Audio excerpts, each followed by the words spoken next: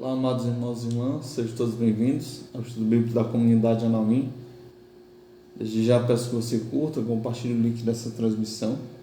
Hoje nós estaremos lendo o capítulo 10 do Evangelho de São Lucas. Pegue sua Bíblia, sua caneta, sua agenda, para que você anote na grife as partes que mais lhe chamaram a atenção. Vamos iniciar clamando a ação do Espírito Santo sobre nós. Pelo sinal da Santa Cruz, livrai-nos Deus, nosso Senhor, dos nossos inimigos, em nome do Pai, do Filho e do Espírito Santo. Amém. Vem, Espírito Santo de Deus, ilumina nossa mente, toma conta de todo o nosso coração. Dá-nos compreensão da Tua Palavra, dá-nos a graça de pô-la em prática. Por nosso Senhor Jesus Cristo. Amém. Amém. Depois disso, o Senhor designou outros 72 e os enviou 2 a 2 à sua frente, a toda cidade e lugar aonde ele próprio devia ir, e dizia-lhe: a colheita é grande, mas os operários são poucos. Pedi, pois, ao Senhor da colheita que envie operários para a sua colheita. Ide, eis que eu vos envio como cordeiro entre lobos. Não leveis bolsa nem alforje, nem sandálias, e a ninguém saudeis pelo caminho. Em qualquer casa em que entrares, dizei primeiro: paz a esta casa. E se lá houver um filho de paz, a vossa paz repousará sobre ela. Se não, voltará a vós.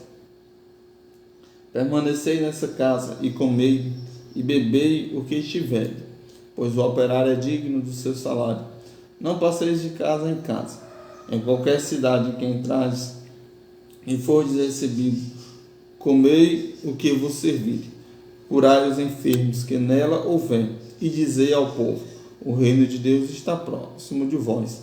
Mas em qualquer cidade em que entrares e não fordes recebidos, saí para as praças e dizei: até a poeira de vossa cidade que se grudou aos nossos pés, nós a sacudimos para deixá-la para vós. Sabei, no entanto, que o reino de Deus está próximo. Digo-vos que naquele dia haverá menos rigor para Sodoma do que para aquela cidade. Ai de ti, Corazim, ai de ti, Betsaida.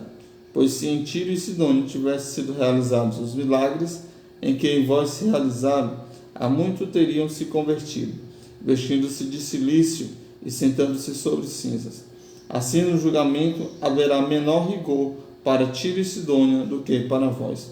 E tu, Cafarnaum, te elevarás até o céu, antes até o inferno descerás. Quem vos ouve, a mim ouve. Quem vos despreza, a mim despreza. E quem me despreza, despreza aquele que me enviou. Jesus aqui, ele não envia à sua frente seus 72 discípulos, Não é só os 12 apóstolos, mas 72 discípulos que Jesus envia de 2 a 2 à sua frente, para anunciar o reino de Deus. Porque, primeiramente, quando a gente for falar do reino de Deus, a gente nunca deve ir sozinho, deve sempre ir acompanhado.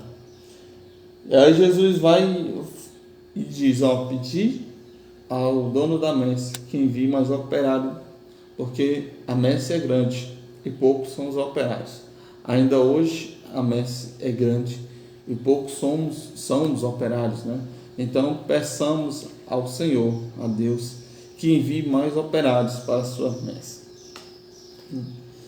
E também Jesus vai dizer que aqueles que ouvem, aqueles que ele enviou, ouve a ele. E quem o ouve, ouve a Deus.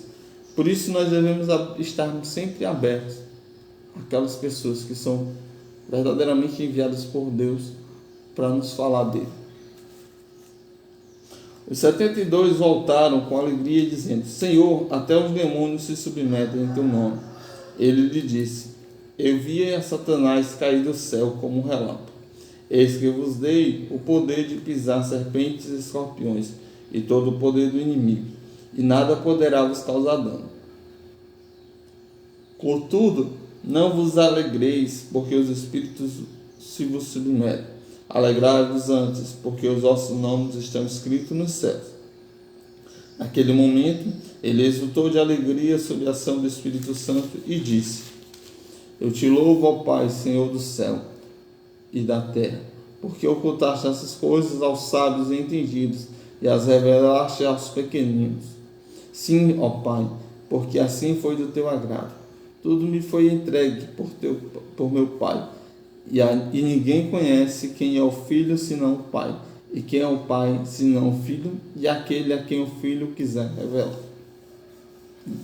Jesus, ele diz que no Espírito Santo ele vai louvar a Deus. Aqui a gente vê a Trindade agindo, né? Jesus, movido pelo Espírito Santo, né? Ou seja, segunda pessoa da Trindade, movido pela terceira, louva a primeira. E aí Jesus vai dizer que o Evangelho, né, que essas coisas são ocultas àqueles que se dizem sábios e entendidos e são reveladas aos pequeninos, porque só naqueles que se fazem pequeninos é que a palavra de Deus pode gerar frutos, porque eles se abrem à graça, reconhecem a sua dependência de Deus. Aqueles que se confiam na sua mente, no seu intelecto, eles deixam de confiar em Deus e por isso deixam de crer, né? Então, esse evangelho ele é revelado àqueles que se fazem pequeninos. E voltando-se para os discípulos, disse-lhes a sós: felizes os olhos que veem o que vós vedes, pois eu vos digo que muitos profetas e reis quiseram ver o que vós vedes, mas não viram, ouvir o que ouvis, mas não ouviram. E eis que um legista se levantou e disse para experimentar: mestre, que farei eu para herdar a vida eterna? Ele disse: que está escrito na lei? Como lês? Ele então respondeu: amarás o Senhor teu Deus de todo o teu coração, de toda a tua alma e com toda a tua força e de todo o teu entendimento, e a teu próximo como a ti mesmo. Jesus disse: respondeste corretamente, faze isto e viverás. Aqui Jesus está dando a fórmula, né, a receita aqui para que nós possamos entrar nesse reino dos céus. Primeiramente, amar a Deus com todas as nossas forças, com todo o nosso entendimento, com toda a nossa alma, e depois amar ao nosso próximo como a nós mesmos. Se nós fizermos isso, nós estaremos cumprindo toda a lei.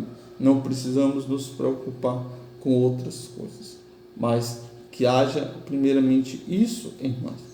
Sabendo que amando a Deus nós iremos fazer todo o resto, porque não faremos por obrigação, mas faremos por amor.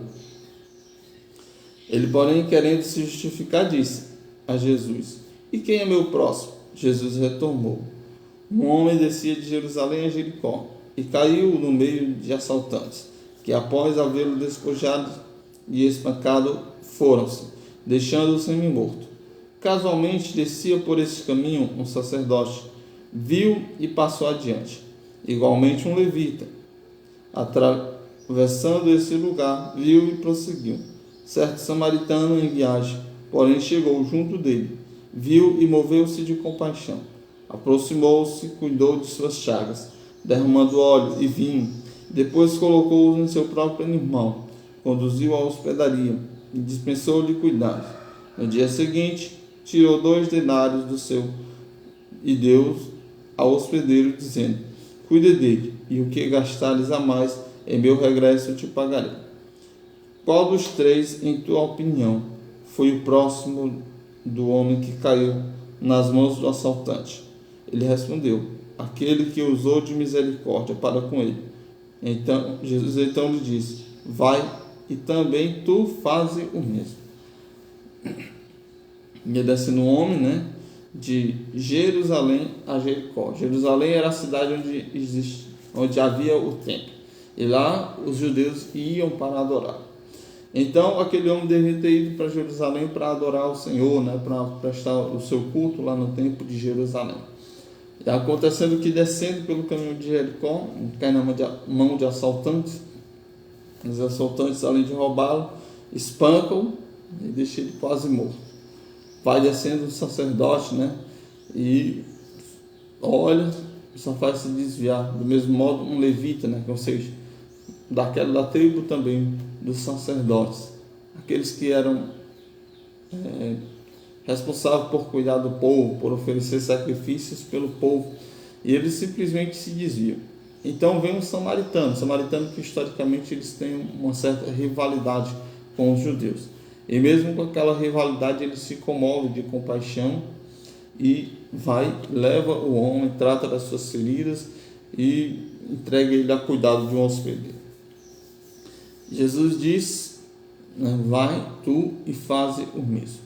Nós devemos fazer como este samaritano. Às vezes tem pessoas que nos perseguem, pessoas até que nós não temos tanta antipatia, mas é necessário sempre amar o nosso próximo e ajudar aqueles que estão necessitados. Estando em viagem, entrou em um povoado, e certa mulher chamada Marta recebeu-o em sua casa. Sua irmã, chamada Maria, ficou sentada aos pés do Senhor, escutando-lhe a palavra. Marta estava ocupada pelo muito serviço. Parando por fim, disse: Senhor, a ti não importa que minha irmã me deixe assim sozinha a fazer o serviço? Dize-lhe, pois, que me ajude.